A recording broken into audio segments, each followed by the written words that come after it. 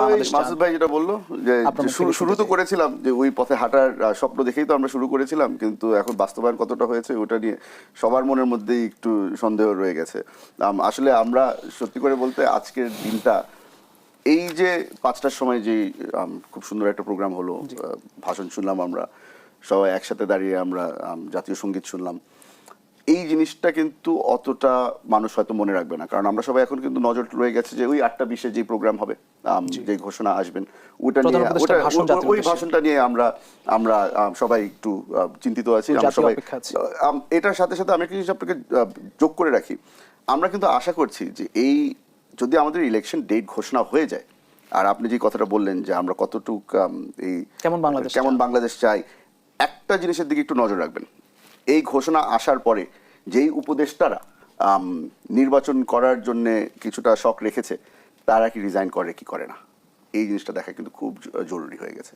কারণ আপনার আসলেই আমরা কি ডেমোক্রেটিক একটা সিস্টেমের মধ্যে থাকবো কি থাকবো না, আমরা কি আসলেই নতুন বাংলাদেশের দিকে হেঁটে চলছে নাকি না, এটা দেখার মধ্যে কিন্তু সবচেয়ে বড় সিগন্যাল এটা হবে যে এই যার যে উপদেষ্টারা সামনে সংসদ সদস্য হতে যাচ্ছে তারা কি ইমিডিয়েটলি রিজাইন করে কি করে না। যদি না করে তাহলে তো আমরা বুঝে যাবো যে আগের সিস্টেমটাই এখনো বহাল রয়েছে, যে যারা ক্ষমতায় একবার বসে থাকে তারা আর ক্ষমতা ছাড়তে চায় না। তো যতদিন পর্যন্ত আমি মন্ত্রীর পদে থাকতে পারি ওখানে আমরা থেকে গেলাম, পরবর্তীতে কিছুটা ম্যানিপুলেশন করে আমি সংসদে পৌঁছাতে চেষ্টা করব। এই জিনিসটা তো আগেও দেখেছি, তো ওই জন্য আমরা একটু বাংলাদেশের মানুষকে আমি সতর্ক করে দিচ্ছি যে এই জিনিসটার উপরে নজর রাখবেন আপনারা সকলে। নির্বাচনের সুস্পষ্ট রোডম্যাপ যদি আজকে পান তাহলে কোনো শঙ্কা আছে এরপরেও? না শঙ্কা তো থাকবে না, কিন্তু আসলে আপনার তো একটা জিনিস মাথায় রাখতে হয় যে যারা বর্তমানে দায়িত্বে আছে তারা কিন্তু কিছুটা বড় রোল প্লে করছে। আপনার ইলেকশন কমিশনের উপরেও তারা অনেকটা চড়া হওয়ার সম্ভাবনা আছে।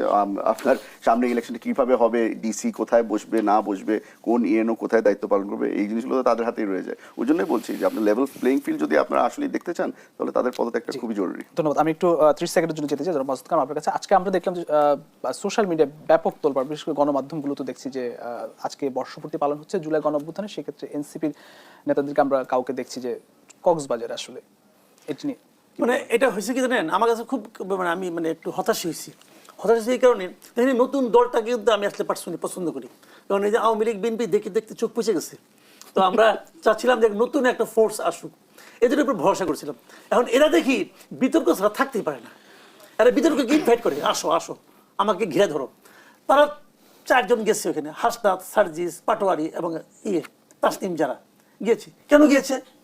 পাটোয়ারি বলতেছে আমরা পদযাত্রা করতে করতে টায়ার্ড হয়ে গেছিলাম, ভাবলাম একটু ঘুরে আসি। আচ্ছা ঘুরে আসা, ঢাকা থেকে প্লেনে করে 11:30 সময় যে কক্সবাজারে নামা, আবার ওখানে 3:30টায় চলে আসা, আবার যে 5 স্টার হোটেলে ওঠা, কক্সবাজারের সবচেয়ে এক্সপেন্সিভ হোটেল হলো ওইটা, প্রতি রাতে ভাড়া হলো 18,000 টাকা। তো তারা কি এত বড় লোক একজন? হইতে পারে। সার্জিসকে বলছে তার নাকি বাপদাদা নাকি জমিদার ছিল, আবার এর আগে দেখতাম তার নাকি মানি ব্যাগে টাকা থাকতো না। তো এগুলো অনেক কিছু হইতো আর কি।